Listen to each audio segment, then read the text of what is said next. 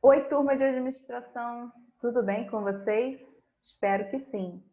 Bem, nosso último encontro não foi possível por problemas tecnológicos e eu decidi aqui disponibilizar para vocês a aula 30, fazer o uso dessa tecnologia, né, desse recurso EAD, para que vocês tenham acesso a esse conteúdo no tempo de vocês, na conveniência de vocês.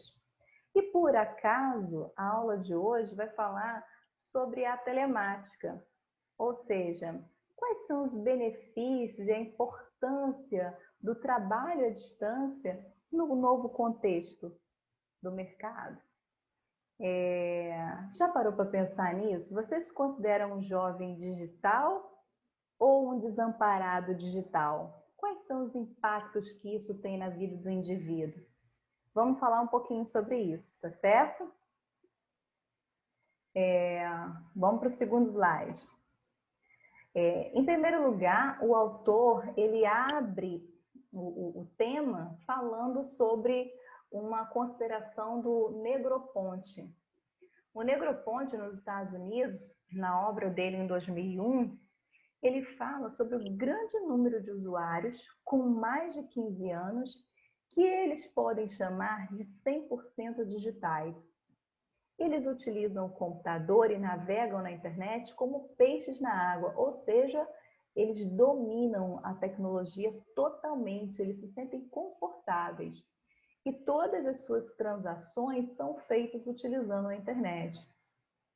Aí, pessoal, eu pergunto para você, você se enquadra nessa classificação? Como que você se vê nessa classificação?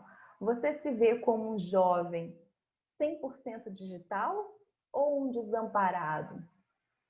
Como é que você se encaixa nesse cenário aí? Já parou para pensar nisso?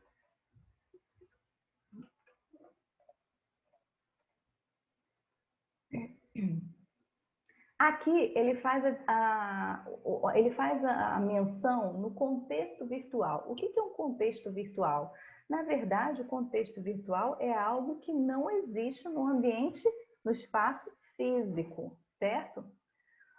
O virtual é aquilo que é mediado ou potencializado pela tecnologia. Ele é produto das construções mentais em espaços de interação na cibernética. E o que é virtualidade? Virtualidade é tudo que contém nesse espaço de interação.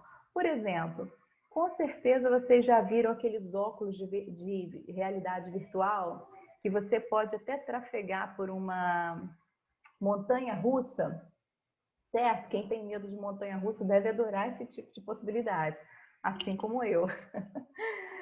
Você pode ir numa montanha russa utilizando aquele óculos através de uma realidade virtual.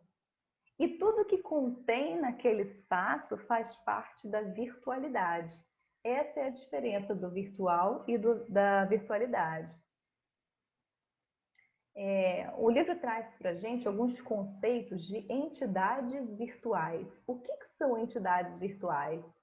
São algumas empresas, elas oferecem produtos e construções tecnológicas nesse espaço virtual, que são algumas universidades, a Unopar é um exemplo, bibliotecas, a CAPES tem várias bases de dados virtuais, que são as bibliotecas virtuais, e por fim também, e não menos importante, as lojas virtuais, né? Hoje a gente tem aí a Amazon, a gente tem a Mercado Livre e tantas outras, né, que fazem parte desse contexto. Algumas construções tecnológicas, elas precisam da interação humana. Quer ver um exemplo? Eu contrato alguma empresa para fazer algumas planilhas, algumas análises de dados através do Power BI, por exemplo. Não adianta eu só enviar os dados para que eles transformem em gráficos. Eu preciso de uma interação humana, da inteligência humana, para interpretar esses dados, certo? Então, não é só chegar lá e imputar os dados. Eu preciso de uma interferência humana para que essa interpretação de dados seja realizada. E, por fim, os produtos, né, que possibilitam a interação humana, que é, por exemplo, bate-papo de mensagens, sites de relacionamentos, operações médicas virtuais e tantas outras. Hoje, por exemplo, a gente sabe que algumas consultas médicas estão sendo feitas à distância. Durante toda a pandemia, muitas consultas, né, foram feitas à distância, tanto no psicólogo como no clínico geral e tantas outras, né? O teletrabalho, ele é fruto desse contexto, ou seja, eu trabalho, vou dar um exemplo, de segunda a sexta, de 8 às 18, mas não dentro do meu espaço físico, né? Dentro do espaço físico da organização, mas sim dentro de casa. E hoje, na pandemia e pós-pandemia, vou dizer assim, né? Já estou sendo otimista, essa realidade é cada vez mais abrangente, cada vez mais latente no mercado, né? Só que você sabia que esse conceito de realidade virtual, de teletrabalho, ele foi utilizado pela primeira vez em 1973? Você sabia disso? Hum?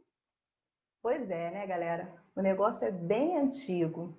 Então, o termo foi utilizado em 1973 por Jack Niles, referindo-se ao uso da tecnologia para evitar o deslocamento dos empregados da empresa até as suas residências, possibilitando assim trabalhar à distância com menor custo.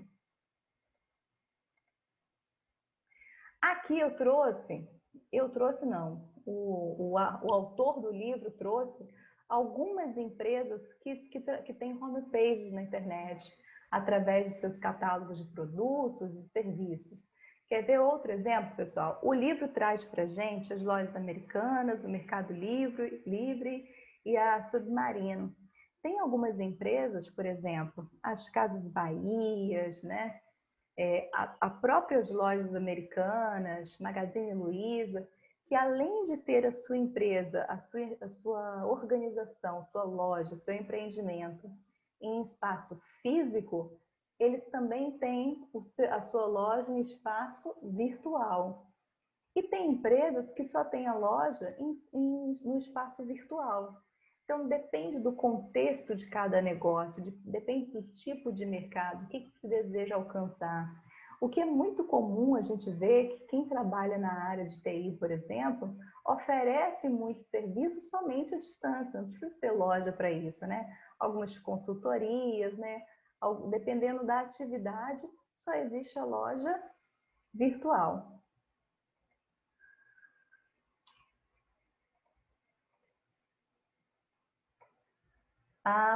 Dentro dessa loja virtual, dentro desse ambiente virtual, é criada uma cadeia, uma rede. Como assim? Quando você entra lá e faz o pedido de um óculos, por exemplo, você tem uma pessoa que trabalha com a foto, você tem uma pessoa que trabalha com a organização e montagem do site, você tem uma pessoa que trabalha na parte financeira, você tem uma pessoa que tem o controle de dados de tráfego da rede, do site, e você tem a pessoa que vai trabalhar com a logística, e a outra com a entrega e com o faturamento. Então, assim, existe uma cadeia ligada nessa realidade virtual, né? E aí eu pergunto para vocês, pessoal, quais são as consequências desse contexto de rede de realidade virtual para as empresas? Isso é bom ou é ruim? Qual que é a tua opinião?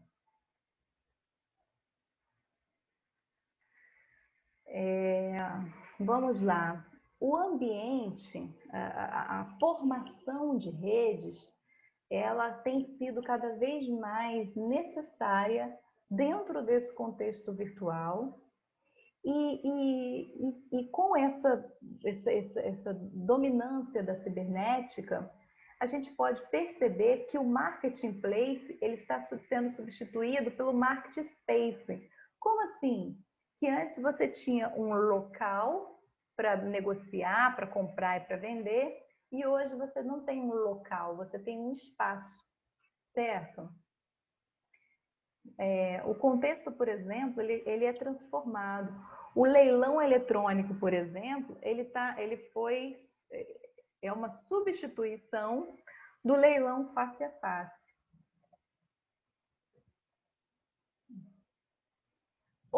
Essa é a primeira, tá, pessoal? Essa é a primeira característica da empresa virtual.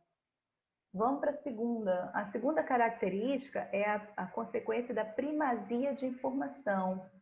Ou seja, como a informação no meio digital, ela é mais rápida, né? Ela tem uma prioridade maior. Ela acaba sendo mais ágil. Então, nesse contexto aí virtual, as empresas aqui aderiram a esse novo cenário de cibernética, elas conseguem ganhar mais agilidade no mercado e principalmente em suas transações comerciais. E a terceira consequência é a redução significativa de custos e aumento de lucros. Quer ver um exemplo, gente? Quem de vocês, vou lançar o desafio, quem de vocês nunca foi numa loja, olhou o produto, anotou lá um modelo, tudo direitinho e decidiu comprar pela loja virtual e não pela loja física? Isso é bom ou é ruim? É bom para quem? É bom para o consumidor, certo? Por quê? Porque você está reduzindo o seu custo. Então, isso não acontece direto no mercado hoje? Sem dúvidas, você ter uma loja virtual, ela reduz o custo, que você não vai pagar lá os vendedores, né? Você não vai pagar o custo, às vezes, do aluguel do imóvel, PTU, luz, água e tantos outros custos incidentes, né? Então, a redução de custo é a última, porém não a menos importante, tá certo? O Tom Tapscott, foi um autor de vários livros falando sobre economia digital, mudança de paradigma, plano de ação da economia digital. E ele aborda quatro valores importantes nessa cadeia de redes de negócios. Em primeiro lugar, ele fala da cadeia de valor. A cadeia de valor envolve os stakeholders, ou seja, envolve todos os interessados no processo. Clientes, fornecedores, empregados, sociedade, governo, todos. O segundo é a questão de aliança. A aliança são os cartõezinhos de fidelidade, são os descontos. Hoje tem a tal do cartão AME, né, que você compra, mas recebe de volta uma parte do dinheiro, né?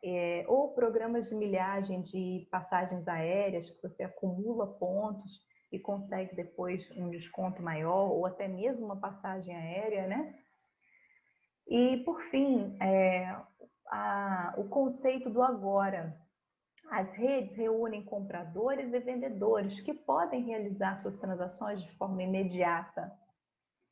E a franquia, licença e franquia, que são lideradas por uma que detém a marca. Ou seja, a partir dessas redes de negócios, foi possível também criar várias franquias, né, em vários locais, né? Eu tenho uma franquia, por exemplo, da Boticário, da Natura, espalhada aí por todo o Brasil afora. Então, aos poucos, vai surgindo um novo conceito de empresa, um novo conceito de desafio de economia digital. Nóbrega, em 1996, ele define que as redes virtuais estão enfatizando seu caráter descentralizador e a possibilidade de multiplicação de conexões e ações. E Penzias, também em 1996, ele desenvolveu o conceito de empresa expandida, ou seja, uma empresa cujas redes se expandem além das fronteiras. Então, pessoal, a gente observa que a forma de você criar uma empresa ou de se relacionar com uma empresa, ela tem se modificado ao longo dos anos, não só no sentido de consumidor, como também de fornecedor, né? O livro traz para a gente mais 4 conceitos de rede, que é a intranet, que é um conglomerado de redes, né, de transferência de dados. Internet, é o tipo de transferência de dados. Intranet, que são as redes criadas dentro da própria empresa. Extranet, são as redes de grandes corporações, né, que têm o objetivo de executar ações comerciais com fornecedores e outras empresas. E a Soronet. A Soronet é uma rede de comunidade para produção de televisão, cinema e mídia, que foi fundada em 1995. Ela abrange os pequenos escritórios, como small office e home office.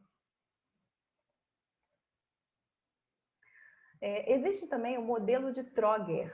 São as seguintes estratégias utilizadas pelas empresas para constituírem uma rede virtual. Ou seja, segundo Trogger, quais são as formas existentes para se criar uma rede virtual? Segundo Trogger, existem 2 formas de construir uma rede virtual. A primeira delas é compartilhar recursos e a segunda é dividir riscos e custos. Como assim?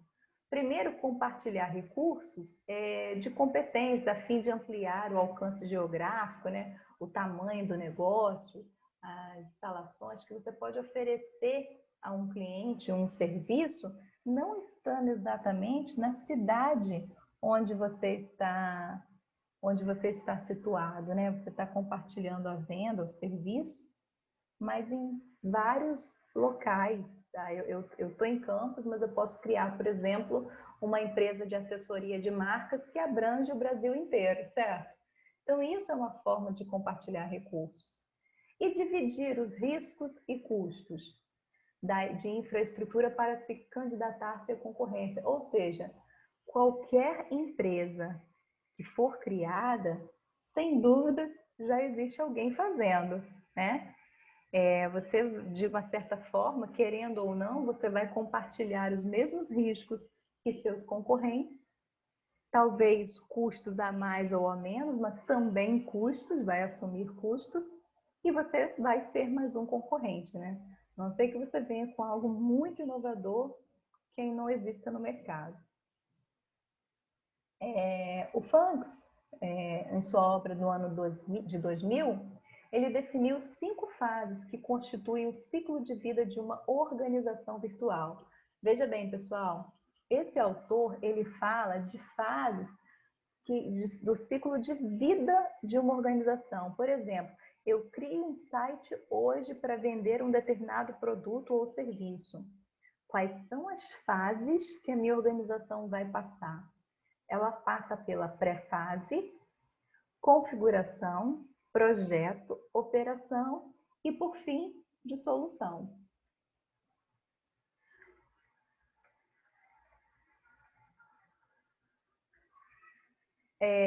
Já o outro autor, o Miklas, ele propôs outras etapas, que é a comunicação da necessidade, constituição, contrato, produção e dissolução, um pouquinho diferente do outro. Eu não vou abordar esses tópicos, tá? Dos quadros, porque eu quero deixar que vocês leiam depois e façam a avaliação crítica de vocês, tá bom? Bem, o livro traz para a gente os mandamentos da corporação virtual. O que você acha, na sua opinião, que são assim os mandamentos fundamentais para que a sua corporação virtual, para que uma corporação virtual dê certo? Sem ler aí, pensa direitinho.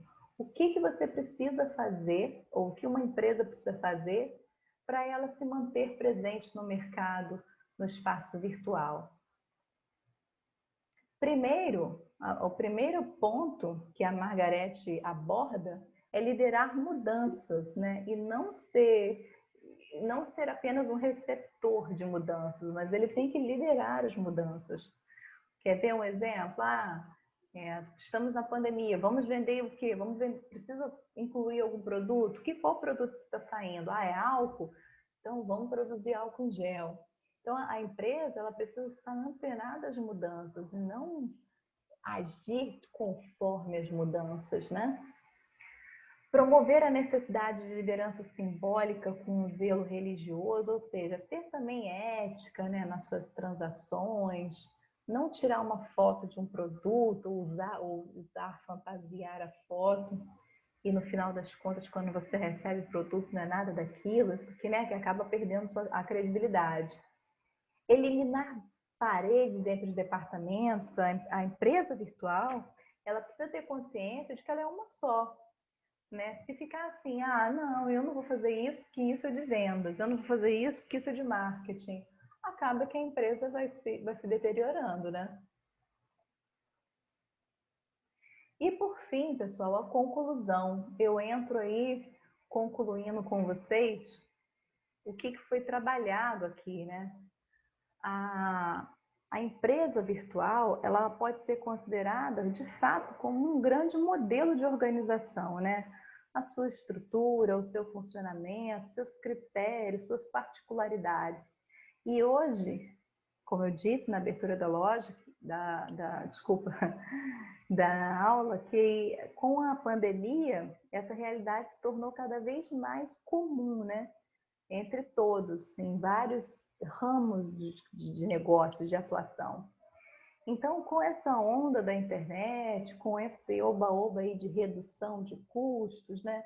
Velocidade na entrega, porque hoje algumas empresas estão até com marketing agressivo, em termos de, você compra, tem um limite de até R$100, você recebe no outro dia, ou você não paga o frete. Quer dizer, são estratégias que estão sendo adotadas para liderar o mercado consumidor. Então, o objetivo da aula foi mostrar para vocês o conceito do teletrabalho, o conceito das organizações virtuais, como as organizações virtuais podem sobreviver no mercado, quais são as boas práticas e se você, aluno, é um aluno digital ou não. Como é que você se considera nesse contexto aí altamente mutável? Muito obrigada por terem participado. Fico por aqui e agradeço a presença de vocês.